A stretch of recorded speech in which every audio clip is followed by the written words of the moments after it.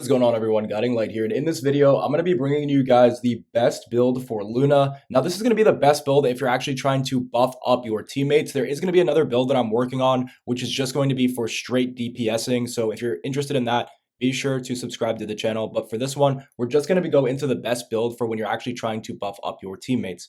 Now I've heard a lot of people saying that the buffs and stuff, they don't really seem to be all that useful, but if you're using them in the right scenarios, they actually are quite good.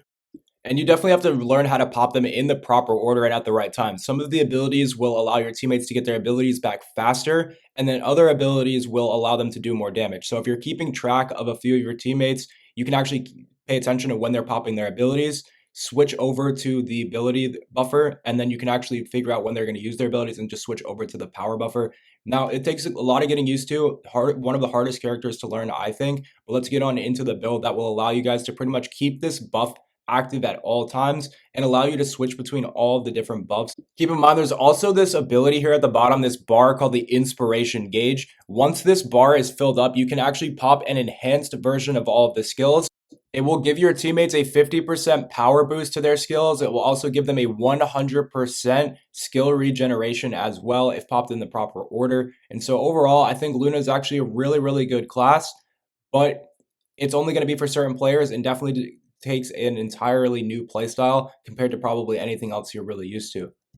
So I actually do enjoy running Luna because it doesn't actually take all that much to build a really solid build here. And honestly, the first Transcendent you get, although it does increase movement speed, is not even really all that necessary to create a really solid build. So here's just a quick look at most of the mods that I have on, including skill range, skill cooldown. I also have a few mods for extra health because I realized that her abilities, they don't do all that much damage. And so you will need a little bit of extra health to try to stay alive and support your teammates when running around. I have also not put in very many crystallization catalysts, which is actually in my eyes a positive sign that I haven't really needed to use that many and was able to still create a pretty solid build.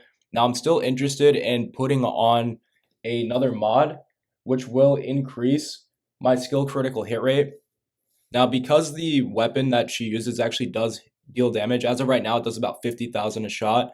And I'm hoping that with that skill critical hit rate change of 50%, that I'm able to do more damage with her weapon. But as of right now, this is just the build that's going to be able to help you buff up your teammates the easiest without having to really put too much investment in her. So this is going to be a build for players that sort of just got Luna, haven't put 10 crystallization catalysts in it or in it yet, and is ready to actually just start getting a solid build together and learn the character. Now there's still two more builds that I'm going to be working on. One where we get increased skill power and we're able to buff up players and also deal damage ourselves pretty well. So I'm still working on that build, but it will take maybe 2 or 3 more crystals. And then the final build, which I'm working on, is the DPS build, where there's a Transcendent mod. What it does is it takes all of the buffing you would do to your teammates, and it actually just gives it to you instead. Now, as of right now, I have not received that Transcendent mod because it's one of the hardest drops in the game, only comes from the new boss. However, there is a trick to get Transcendent mods where if you actually convert extra Transcendent mods, it'll give you a chance at a new Transcendent mod, and sometimes it will even drop ones that you don't have. So there is a way to still get it. I'm in the process of farming it out, so stay tuned if you are interested in seeing the full-on DPS build when it's done. Here's a quick look at the sockets, which I have put in just to show that the build's really not all that put together yet. More of a starter build for sure, and just some for people that want to learn the character as well. And then from there, you can expand the class. You can try and put out on outgoing heal, see if that we can mess around with that, see if it does anything, and also try and see if we can mess around with emergency measures.